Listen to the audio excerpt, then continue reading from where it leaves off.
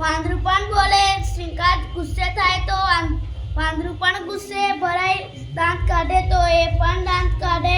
અક્ષયને પણ આ જોઈ ખૂબ મજા આવી. તેને શ્રીકાંતને કહ્યું, તું એકવાર મારી સાથે 4 રૂપેશ કાકાના ઘરે આવવા. તો અનેક રમકડા છે. શ્રીકાંત ટોય